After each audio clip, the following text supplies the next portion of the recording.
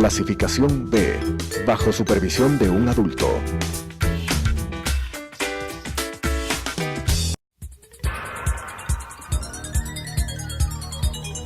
Las opiniones vertidas en este espacio por la producción y dirección del programa son de exclusiva responsabilidad de sus autores y de quienes intervienen en ellos.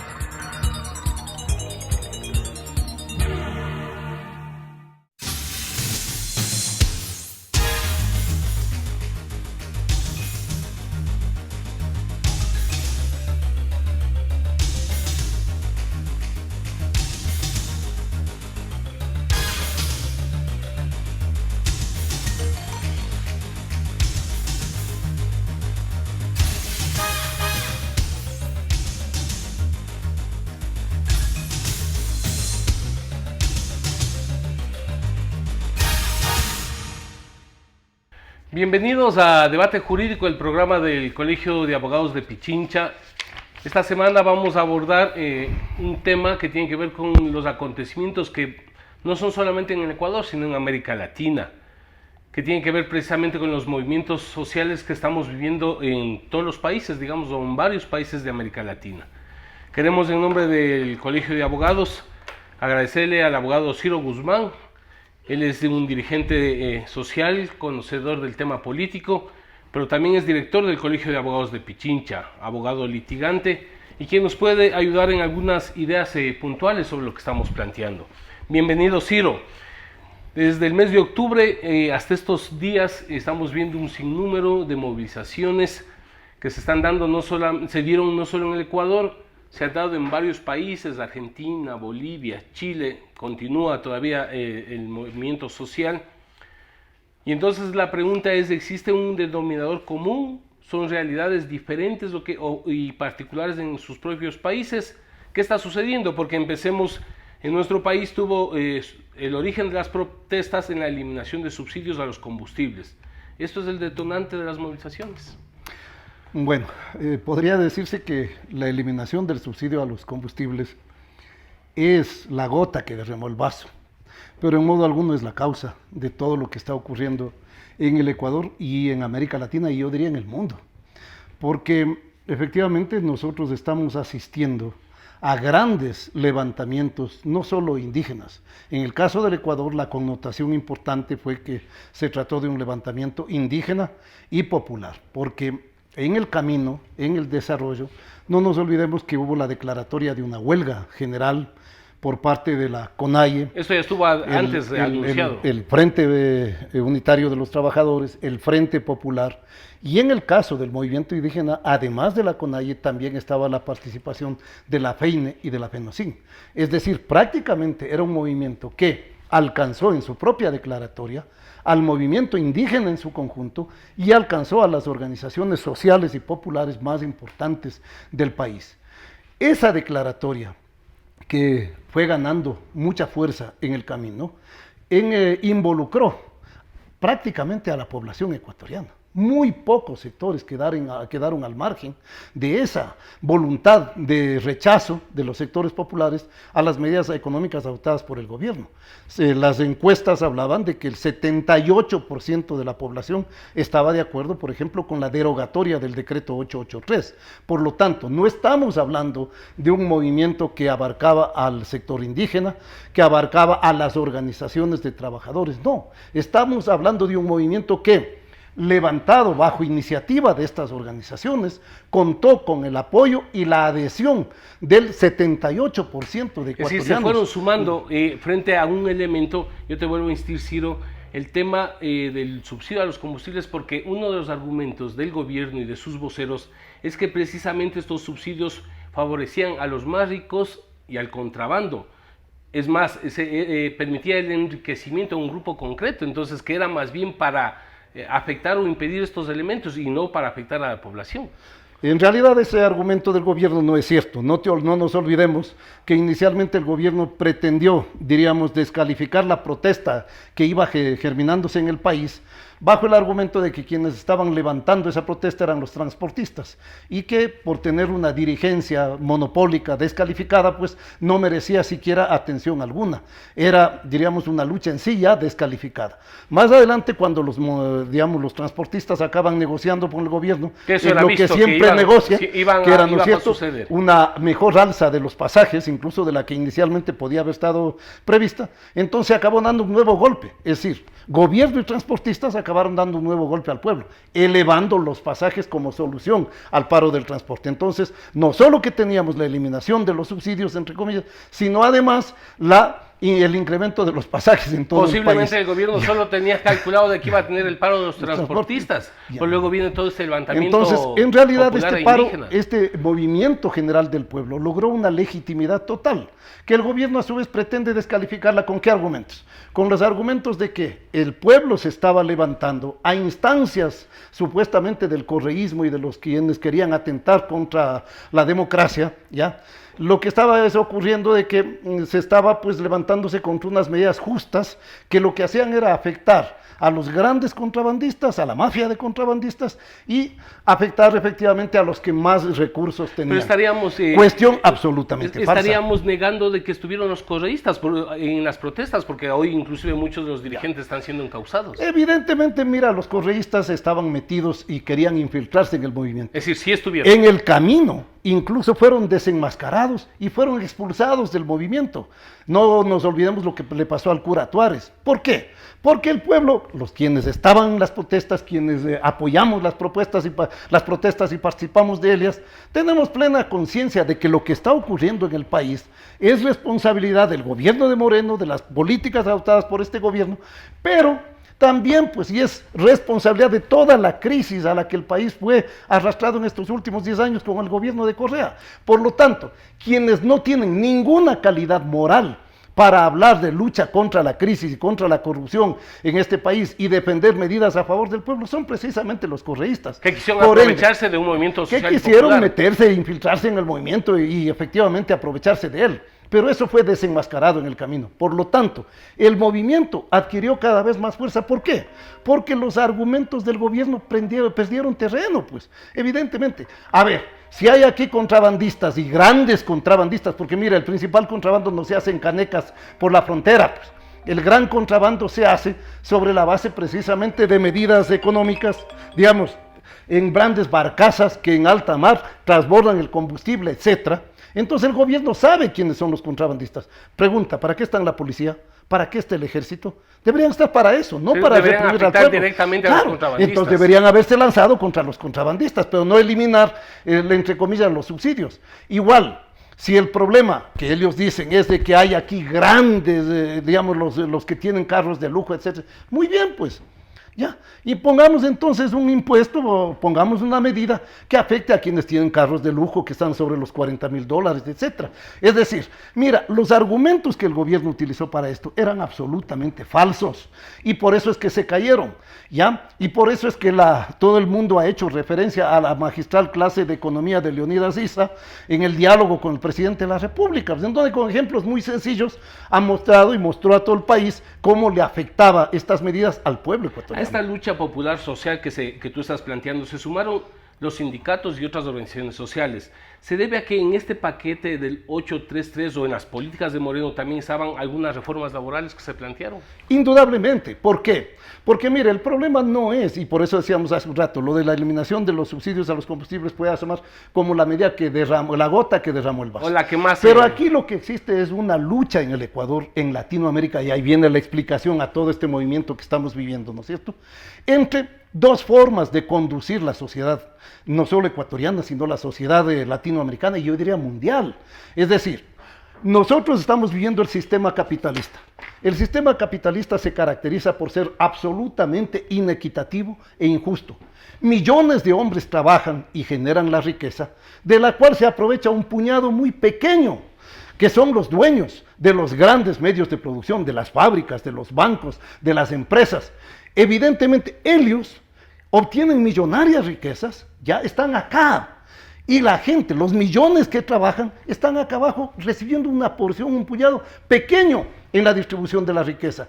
Esto es lo que genera el hambre, esto es lo que genera la pobreza, es decir, las relaciones de explotación desiguales que existen en la sociedad, inequitativas, y que se expresan en las leyes que luego son dictadas, obviamente, para garantizar y favorecer esos intereses. Violentar derechos de los trabajadores. Así es. Ahí viene entonces el hecho de que el derecho, la ley, no son cuestiones amorfas, apolíticas. No, no, no. Las leyes, el derecho, ¿se hicieron para qué? Para proteger y defender los intereses de quienes hoy están en el poder, en unos casos, y del lado de los sectores populares pugnamos por leyes, y lógico, por un derecho que garantice, que vaya contemplando los intereses de quienes diariamente están generando la riqueza y reclamando condiciones de vida más justas, más iguales. Se ha criticado un tema, Ciro, no sé tu opinión respecto al exceso de violencia, supuestamente de las movilizaciones, la destrucción de Quito. ¿Eso pesa más que las necesidades de los ecuatorianos? Mira, habría que ver qué es lo que entendemos por violencia y cómo se ejerció la violencia. Porque puede ser desde el Estado. Ya, yo pienso que, por ejemplo, ¿qué es lo que originó todo este estado de convulsión? Si Moreno no dictaba las medidas, ¿se hubiera originado esa situación? Evidentemente que no. Entonces, el origen de la violencia está en la acción económica violenta del gobierno contra los sectores populares. Pero ¿qué es una acción violenta ejercida por qué? Por orden, por disposición del Fondo Monetario Internacional, por la exigencia de una carta de intención firmada con el Fondo Monetario. Por lo tanto, estamos hablando entonces de un atentado a la soberanía del país. Es decir, firmo una carta de intención en donde quien me pone las condiciones es el de acá. Este organismo extraño a la soberanía del país es el que me impone condiciones. Sí, señor, si usted quiere que yo le dé 4.000 millones de dólares, como es la carta de intención para redondear, muy bien, ¿ya? Usted tiene que eliminar entonces los llamados subsidios, que habría que discutir incluso desde el punto de vista de principios si son subsidios, porque el pueblo ecuatoriano es dueño del petróleo, y aquí somos país petrolero y producimos ya gran parte de los combustibles, entonces habría que hablar si es que eso estamos subsidiando, pero bueno, se habla de los subsidios, tenemos que hacer ¿qué cosa? Tenemos que entonces reducir el aparato del Estado, tenemos que despedir trabajadores, tenemos, ¿no es cierto?, que garantizar supuestamente seguridad jurídica. ¿Qué es lo que se entiende por seguridad jurídica? Mayores leyes más flexibles en el ámbito laboral que les garanticen y que se les faciliten la explotación a los grandes empresarios, violentando los derechos de los trabajadores. Por eso viene la reforma laboral. Entonces, mira tú, como resultado de la firma de la carta de intención, tenemos una reforma económica, tenemos una reforma laboral, tenemos una proforma presupuestaria orientada a cumplir los elementos, los ejes que están planteados en la carta de intención suscrita con el Fondo Monetario. Quiero entender entonces, si esta es una política ya diseñada desde el Fondo Monetario y con el gobierno nacional, ¿no se va a solucionar las aspiraciones de los indígenas, de los trabajadores? ¿Podrá haber nuevas movilizaciones? Evidentemente, ahí viene el tema. Lo que no calculan, me parece a mí, los neoliberales, lo que no calculan los gobiernos al servicio de los neoliberales, es el hecho de que hay en el mundo, hay en América Latina y en el Ecuador, un pueblo que tiene hambre, un pueblo que siente la pobreza, un pueblo que siente la desigualdad, que siente la opresión, que siente la explotación y que evidentemente se levanta contra eso. Porque esta política que se está aplicando en el país se aplica incluso violentando la propia Constitución de la República. Y ahí viene el tema del derecho, ¿no es cierto? Artículo 1 de la Constitución del Ecuador. El Ecuador es un país, ¿no es cierto?, es un Estado constitucional de derechos y justicia. Ya no es el Estado de derecho típico, clásico, liberal, no. Ese es un elemento importante de la Constitución ecuatoriana, es un Estado plurinacional. A ver, significa, Ciro, para ir moviendo este elemento. Conocemos que hay una propuesta de los indígenas, de las organizaciones. ¿El gobierno está obligado a empujar esa propuesta o empujar la propuesta del Fondo Monetario? ¿Qué va a pasar en el país? El gobierno, bueno, ahí viene el tema. Es decir, para que un gobierno empuje una determinada política, necesita estar comprometido con un determinado sector, ¿ya? O estoy comprometido con el país Estoy comprometido con su desarrollo, con su verdadero desarrollo, no el desarrollo del que hablan las cámaras, porque el desarrollo del que hablan las cámaras de empresarios, los banqueros, otros, es el desarrollo que se mide en cuánto gané yo este año. Ese es el desarrollo de las cámaras. Estamos hablando del verdadero desarrollo. ¿Cuál? El que dice la Constitución de la República. Soberanía alimentaria, artículo 281. Soberanía energética, artículo 284. Democratización en el acceso al uso de la tierra, artículo 282. Carácter social y solidario del sistema económico y el reconocimiento del ser humano como sujeto y fin, artículo 283. La armonía del sistema económico con la naturaleza para permitir el buen vivir, artículo 283. La redistribución del ingreso, Es decir, artículo lo que hay que empujar 284. es lo que dice la Constitución. Entonces aquí viene, a ver, ¿quiénes están violentando el derecho? ¿Quiénes están atentando contra la soberanía Si del no país? cumplimos lo que está Claro, establecido en nuestra propia Constitución. porque la Constitución habla de principios de generalidad, progresividad, eficiencia, equidad, transparencia para el régimen tributario, artículo 300. ¿Ya? La responsabilidad intergeneracional para la conservación de la naturaleza. Mira, una de las características de esta lucha ha sido precisamente la extraordinaria participación de los jóvenes en la movilización. Jóvenes indígenas, jóvenes del área urbana, de las ciudades, jóvenes universitarios, jóvenes secundarios. Es decir, ¿por qué? Mira lo que dice. La responsabilidad intergeneracional para la conservación de la naturaleza, artículo 317. El agua como derecho humano y como patrimonio nacional estratégico, prohibiendo toda forma de privatización del agua. ¿Ya? La gran minería, la minería a gran escala, precisamente atenta contra estos elementos. El extractivismo llevado de la manera como la ha llevado el gobierno y como la está planteando llevar, defendiendo tanto en las áreas del sur del país como en algunos otros lugares del Ecuador, evidentemente lo que está es atentando contra esto. ¿Qué futuro les va a quedar a los jóvenes? Listo, Ciro, yo quisiera por cuestiones de tiempo, porque sí nos llama la atención, en Chile, por ejemplo, una de las razones para tratar el tema precisamente era la elevación del costo del metro, por ejemplo. El gobierno luego derogó esta medida y siguieron las protestas. Pero claro, porque por lo que decimos hace un momento, porque lo que le preocupa a la población no es el factor exclusivo del costo del metro. Le preocupa a la población su situación global, material, ya, su perspectiva de vida. Cuando las encuestas les preguntan aquí en Chile o en toda América Latina a los habitantes, ¿cómo mira el futuro? ¿Cuál es la respuesta de la gente? Es una respuesta con un alto nivel de pesimismo, pues. ¿La situación va a ser o mejor o peor? ¿Qué dice la gente? No, la situación va a ser peor. Sí, vamos Claro. a seguir conversando sobre estos temas luego del corte comercial.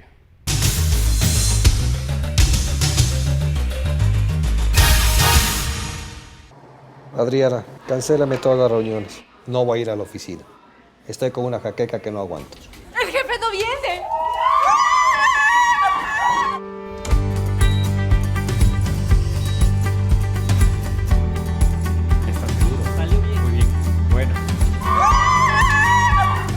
Cuanto antes vayas a Ecuasanitas, más rápido te curas. La empresa de medicina prepagada que cuida de ti.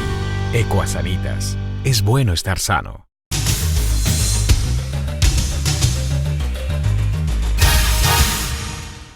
Continuamos con Debate Jurídico, el programa del Colegio de Abogados de Pichincha. Para quienes nos sintonizan, estamos con el colega Ciro Guzmán, abogado litigante, director del Colegio de Abogados, tratando precisamente los movimientos sociales tanto en América Latina como los acontecimientos que vivimos los ecuatorianos en el mes de octubre.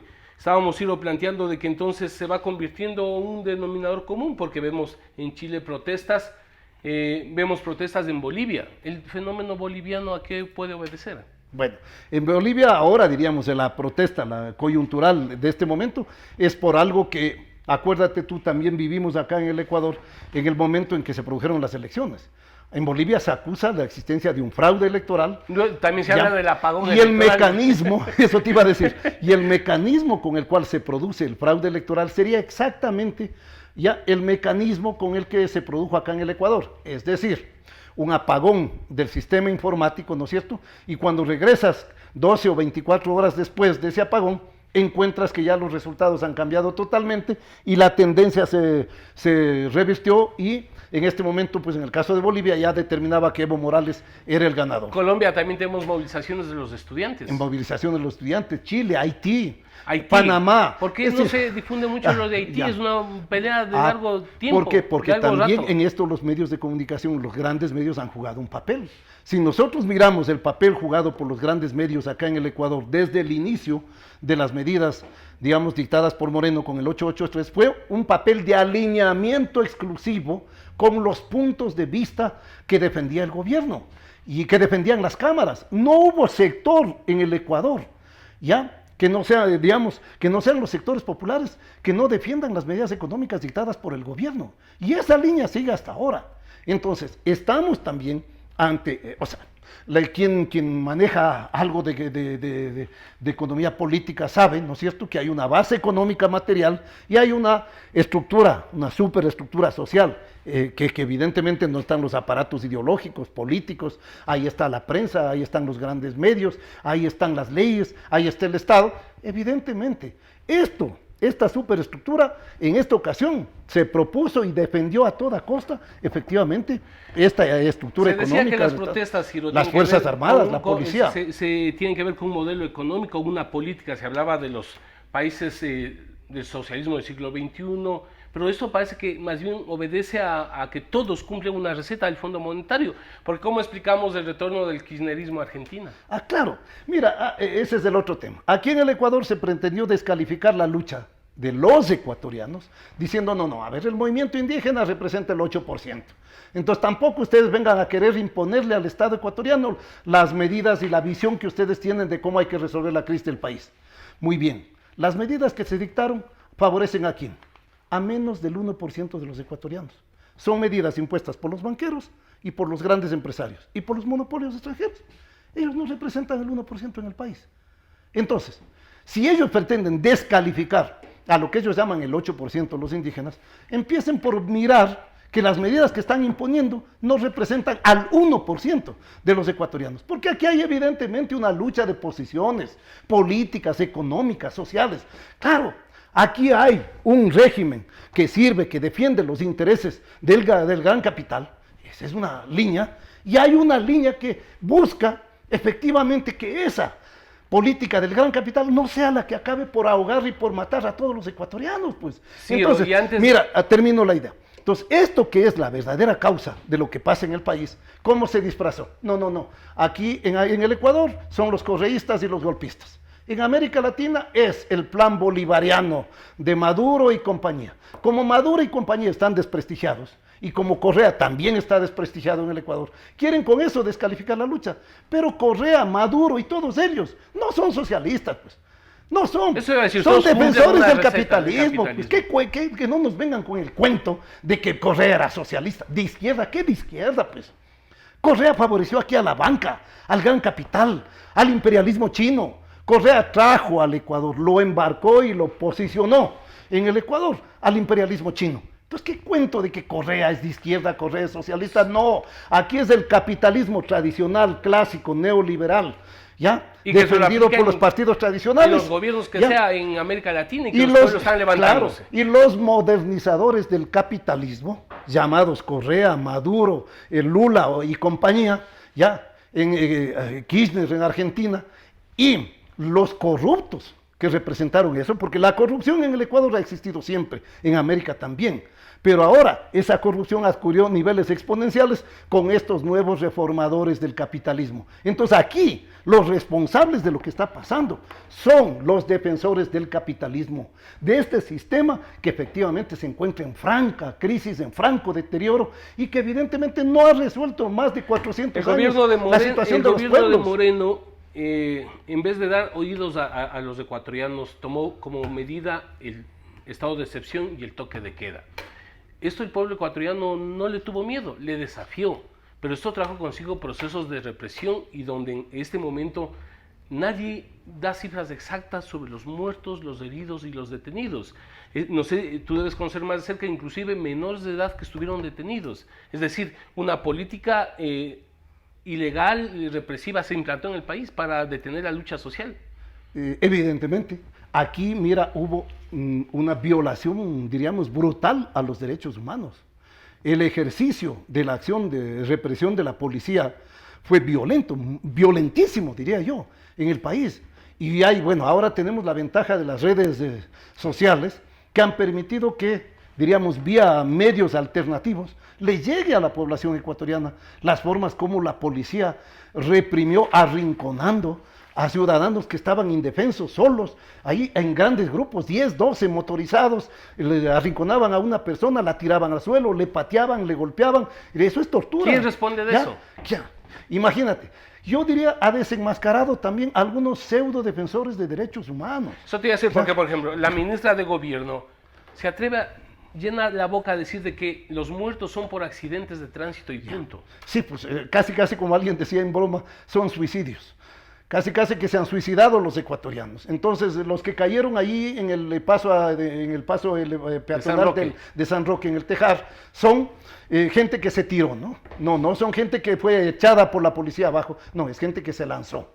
Es decir, cosas como estas resultan absurdas, ridículas, para tratar de defender una represión que fue brutal, que ha causado más de 10 muertos. Hasta este momento, la contabilidad hecha por la propia Defensoría del Pueblo habla de 10 muertos, ¿ya? Son miles de golpeados, de heridos, ¿ya? Y detenidos. Entonces, esto es lo que ocurrió en el Ecuador, ¿ya? Esto es lo que pasó, esta es la violencia, la verdadera violencia que se ejerció en el país. Claro, que hubo acciones de los sectores populares de combate, de lucha, evidentemente, pero mira tú, esta es la violencia que genera violencia y que genera también un nivel de defensa en la propia población. Los defensores de derechos humanos, ¿qué pasó? Hay muchas personas que defienden derechos humanos a un momento, pero ahora callados. Yo pienso que hay sectores de derechos humanos que sí han hecho presencia y que han estado firmemente en esta actitud. Yo diría, el papel incluso defendido, del papel cumplido por la Defensoría del Pueblo en esta cuestión, en este movimiento, yo pienso que ha sido un papel importante. Yo creo que debemos nosotros recuperar el papel que ha cumplido la Defensoría del Pueblo, ¿ya? Pero también ha habido otras organizaciones, la Segundo Montes Mozo, en general, y otras organizaciones de derechos humanos han jugado un papel muy importante en red. Es decir, yo creo que, yo diría, la mayoría de organizaciones de derechos humanos han jugado, más bien creo que han sido personalidades que antes se reivindicaban como defensoras de derechos humanos, que hoy han quedado en evidencia. ¿Qué podemos esperar de la Comisión Interamericana de Derechos Humanos? Porque Almagro de la OEA se reúnen y un poco le da la razón al gobierno de Moreno. Bueno, de Almagro todos nosotros sabemos cuál ha sido su papel, cuál fue su papel en el proceso electoral. Por lo tanto, ya, es decir, hablar de la OEA en materia de defensa de derechos humanos yo creo que sobra. Es decir, ellos no han cumplido, no cumplieron nunca bien su papel. Por lo tanto, nosotros debemos, yo creo que seguir reclamando, defendiendo el hecho de, efectivamente, de que se mantengan la vigencia de los convenios y tratados internacionales que obligan al Estado ecuatoriano, esos convenios le obligan al Estado ecuatoriano a tener efectivamente una política de defensa de esos derechos. Mira tú las declaraciones del comandante general de la FAE en el acto de posesión. Es decir, abiertamente condenando las movilizaciones, amenazando, señalando efectivamente que sí, pues que si no pudieron hacer todo lo que debían hacer los militares es porque no tenían todos los instrumentos para hacerlo. Hablaba en otras palabras de que ellos tenían que haber disparado, ellos tenían fueron removidos dos generales. Entonces, ¿qué te muestra eso? También te muestra que hay una crisis, hubo crisis en la policía, hubo crisis en las Fuerzas Armadas, no hay unanimidad, pues. Es evidente que había crisis en el alto mando, es evidente que había un proceso también para echar del poder a Moreno, claro, y que no era solo de los correístas, pues, evidente, pues, que tenía que ver seguramente con otros sectores dentro de la propia policía, dentro de las Fuerzas Armadas seguramente, dentro de las fuerzas políticas de la derecha, que luego ya llegaron a la conclusión de que ese no era el camino y pretendían culparle al pueblo, a las movilizaciones, a todo este levantamiento de ser el autor o de querer dejarse utilizar para ese propósito, que no lo consiguieron y que ellos ahora no pueden negarlo. Efectivamente, el movimiento no permitió ninguna de estas acciones, diríamos, de sectores interesados en el golpismo y en otras cosas. A esta altura podemos decir entonces que se ha agudizado el sentimiento de injusticia en toda América Latina. Se ha agudizado el sentimiento de injusticia, se ha agudizado la desigualdad social, se ha agudizado el problema de la deuda externa, se ha agudizado la inequidad, se ha agudizado el extractivismo, se ha agudizado el atentado a la naturaleza, ¿no es cierto? Y eso ha agudizado también la insatisfacción, el descontento popular, el anhelo de cambio y, obviamente, el deseo de lucha de los pueblos que ahora empieza a expresarse con mucha fuerza en todos los países, reclamando cambios a favor del pueblo, porque si hay medidas para resolver la crisis, pero no golpeando a los de abajo, pues.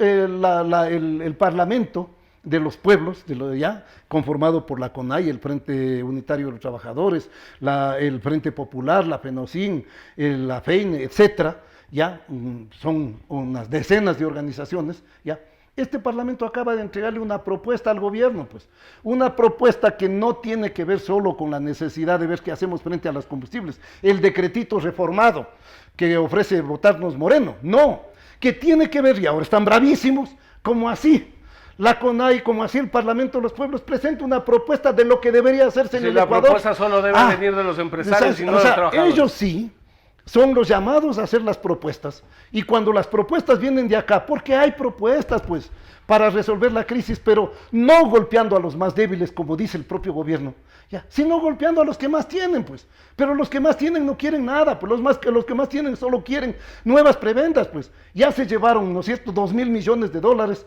con el asunto de la remisión de intereses y multas, en base a una ley, el derecho al servicio de las clases dominantes. Te queremos agradecer, realmente muy interesante este diálogo. Habrá la posibilidad en otro momento seguir topando, el tiempo es nuestro enemigo. Queremos agradecerle a Ciro Guzmán por haber participado en nuestro programa. Buenas tardes. Las opiniones vertidas en este espacio por la producción y dirección del programa son de exclusiva responsabilidad de sus autores y de quienes intervienen en ellos.